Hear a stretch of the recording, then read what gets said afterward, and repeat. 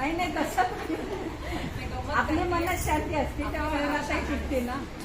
वातावरण थोडं बदलतं घरात. अगदी अगदी बदलतं. तर घराची शांती म्हणजे मन शांत झाले की मनाचं आपल्याला शारीरिक स्वास्थ्य प्राप्त होतं. घरामध्ये की आपल्याला सगळ्या प्रकारचे आणि अभिवृद्धी जे आयुष्यात चांगलं घडतं ते त्यांच्यामुळेच घडतंय असं एक मनात भावना असते की आपण करतोय ना अनुभव त्याचा. तर हे तुम्हाला घरी सांगता यावं म्हणून जेव्हा प्रश्न विचारला तेव्हा कधी तुम्हाला घरी म्हणत असतील ना कशाला तिकडे जातीस एवढे एवढे तास जाते असं होतं घरामध्ये. मग गेल्यानं काय होतं हे आपल्याला कळायला पाहिजे, कारण त्याचा फायदा जर असेल तर काम करण्याचे उपयोग आहे.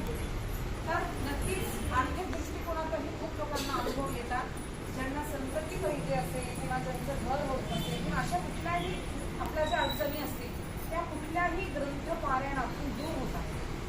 आणि हे जे करतात त्यांना हे अनुभवात येतं ह्या सगळ्या गोष्टी घडतात. म्हणून तुम्ही जे करत असताल ते श्रद्धेनं करा. आपण जेव्हा श्रद्धेनं पारायण करतो आपली इच्छा महाराज पूर्ण करू शकतात. आता मी ज्ञानेश्वर महाराजांची भक्त आहे, पण मला गजानन महाराज हे वेगळे वाटत नाही, कारण गुरु हा तत्व असतो. गुरु फक्त देहावरती म्हणजे तोच तत्व जे ज्ञानेश्वर माऊलीमध्ये आहे तेच गजानन महाराजांमध्ये सुद्धा आहे.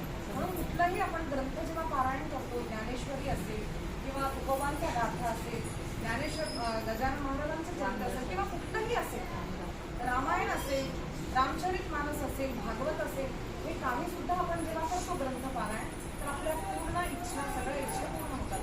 अनेक लोक मला विचारतात की आमची ही इच्छा आहे कसं पूर्ण होते कसं पूर्ण होते. तर मग भागवत श्रेष्ठ की रामायण श्रेष्ठ, मग ज्ञानेश्वर श्रेष्ठ की गजानन महाराजांचं चरित्र असेल आपल्याला प्रश्न पडतो, कारण आपल्याला सगळ्यात बेस्ट करायचं असतं. तर तुम्हाला सांगते आपली ज्या ठिकाणी श्रद्धा असते, गजानन महाराजांमध्ये श्रद्धा आहे तर त्या ग्रंथाचं पारायण करा.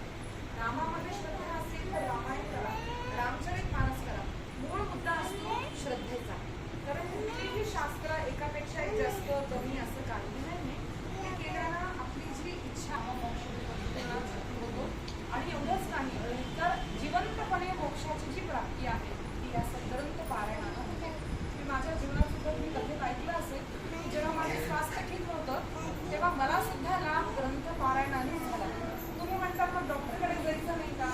डॉक्टरकडे जावं, औषधही घ्यावे, पण ते सुद्धा आपल्या शरीराला योग्य रीतीने लागू व्हावं म्हणून आपल्याला जे प्रार्थना बळ जे आपल्याला लागतं, शक्तीचं बळ जे आपल्याला लागतं, त्याच्यासाठी आपण नित्य नैमित्तिक काहीतरी अनुष्ठान करावं.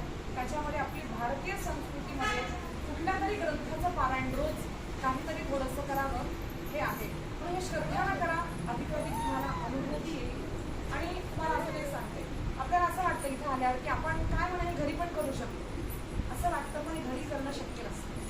आज ताई आणि दादा जे काम करतात ते खरं सांगते असं किती वेळा संकल्प होतो की भागवताचं पारायण करायचं,